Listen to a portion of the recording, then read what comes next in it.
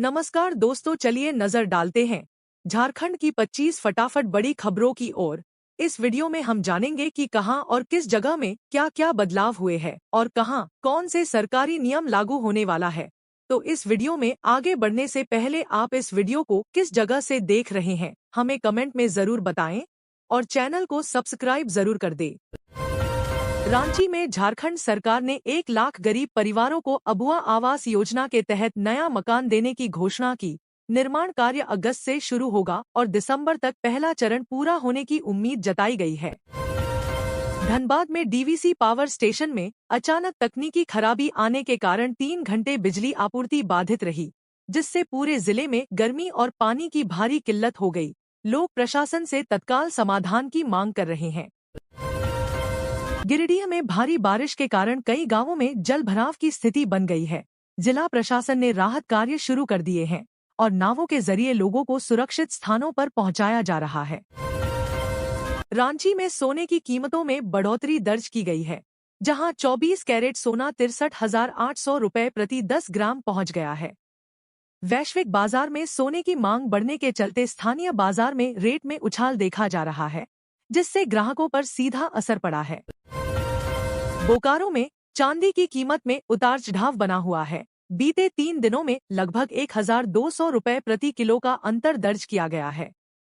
विशेषज्ञों का मानना है कि अमेरिकी डॉलर की मजबूती और निवेशकों की सक्रियता इसका प्रमुख कारण है। जमशेदपुर में ट्रैफिक व्यवस्था सुधारने के लिए ट्रैफिक पुलिस ने 15 नई डिजिटल कैमरे लगाए हैं, जिससे ओवर स्पीडिंग और नियम उल्लंघन पर तुरंत चालान जारी किया जा रहा है। झारखंड सरकार ने मैया योजना के अंतर्गत इस माह 14 जिलों की महिलाओं के खातों में 5.6 करोड़ की राशि हस्तांतरित की, जिससे लाभार्थी माताओं को प्रसव से पहले की जरूरी सुविधाएं जुटाने में मदद मिलेगी। यह राशि डायरेक्ट बेनिफिट ट्रांसफर (डीबीटी) के माध्यम से भेजी गई है। हजारीबाग जिले के मेडिकल कॉलेज अस्पताल में डॉक्टरों की भारी कमी को लेकर मरीज परेशान हैं। स्वास्थ्य विभाग ने जल्द नई भर्तियों की प्रक्रिया शुरू करने का आश्वासन दिया है। गढ़वा जिले में नए राशन कार्ड वितरण में गड़बड़ी की शिकायतों पर जांच शुरू हो गई है। कई पात्र परिवारों के नाम सूची से गायब हैं। स्थानीय विधायक ने कार्रवाई की मांग की है। महागामा में बिजली विभाग की लापरवाही से एक खेत में ट्रांसफार्मर गिर गया, जिससे खेत में काम कर रहे 2 मजदूर घायल हो गए। ग्रामीणों ने मुआवजे की मांग की है। रांची एयरपोर्ट से जल्द शुरू होंगी इंटरनेशनल उड़ानें। एयरपोर्ट को अंतर्राष्ट्रीय दर्जा देने की प्रक्रिया अंतिम चरण में। केंद्र सरकार से मंजूरी मिलने की उम्मीद। व्यापार और पर्यटन को मिलेगा बढ़ावा। झारखंड बोर्ड ने 10वीं व 12वीं सप्लीमेंट्री परीक्षा का शेड्यूल जारी किया। अगस्त के पहले सप्ताह में परीक्षाएं होंगी। छात्र बोर्ड की वेबसाइट से टाइम टेबल डाउनलोड कर सकते हैं। रांची में पेट्रोल डीजल के दामों में फिर बढ़ोतरी। पेट्रोल 103 रुपए 45 पैसे और डीजल 98 रुपए 20 पैसे प्रति लीटर पर पहुंचा। आम जनता और ट्रांसपोर्ट यूनियन में नाराजगी। सरकार से टैक्स घटाने की मांग। दुमका में मोबाइल नेटवर्क की समस्या गंभीर। ग्रामीण क्षेत्रों में कॉल ड्रॉप और इंटरनेट ठप। विद्यार्थियों और व्यापारियों को हो रही परेशानी। दूरसंचार कंपनियों ने 2 हफ्ते में सुधार का भरोसा दिला। झारखंड सरकार ने युवाओं के लिए मुख्यमंत्री स्वरोजगार योजना शुरू की। 50,000 से 5 लाख तक का ब्याज मुक्त ऋण मिलेगा। पहला चरण रांची और जमशेदपुर में लागू।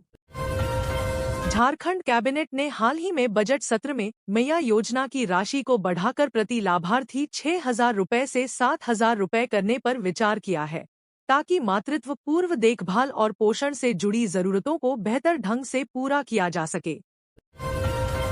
टाटान-गर्राउरकेला रेलखंड में इलेक्ट्रिफिकेशन कार्य पूरा कर लिया गया है, जिससे अब इस रूट पर पूरी तरह से इलेक्ट्रिक ट्रेनें चलाई जा सकेंगी।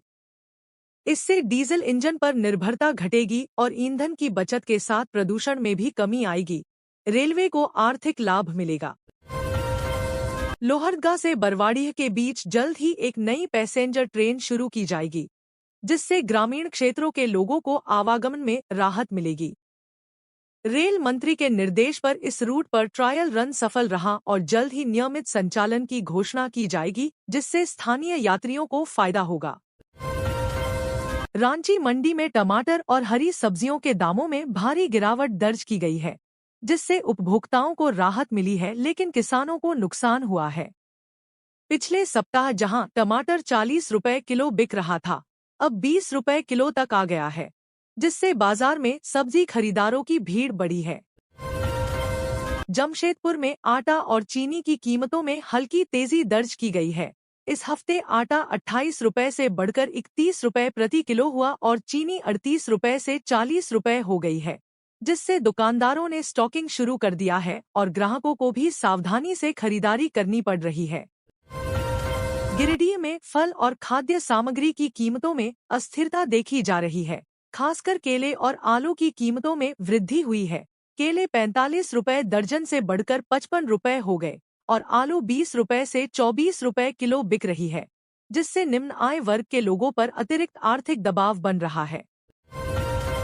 झारखंड सरकार ने राज्य में मछली पालन बढ़ाने के लिए 50 करोड़ रुपए की योजना स्वीकृत की है, जिससे ग्रामीण क्षेत्रों में रोजगार और जल स्रोतों का बेहतर उपयोग सुनिश्चित किया जा सकेगा।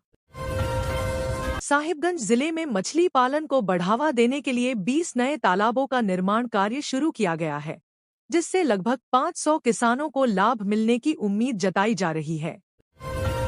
झारखंड के गढ़वा जिले में इस बार बारिश समय पर होने के कारण धान की रोपनी तेजी से शुरू हो गई है, जिससे किसानों में काफी उत्साह है और उन्हें बेहतर फसल की उम्मीद भी जताई जा रही है। रांची और खूंटी जिलों में कृषि विभाग द्वारा किसानों को सब्सिडी पर बीज वितरण की योजना चलाई जा रही है, जिससे छोटे और सीमांत किसान धान व मक्का की खेती में बढ़-चढ़कर भाग ले रहे हैं।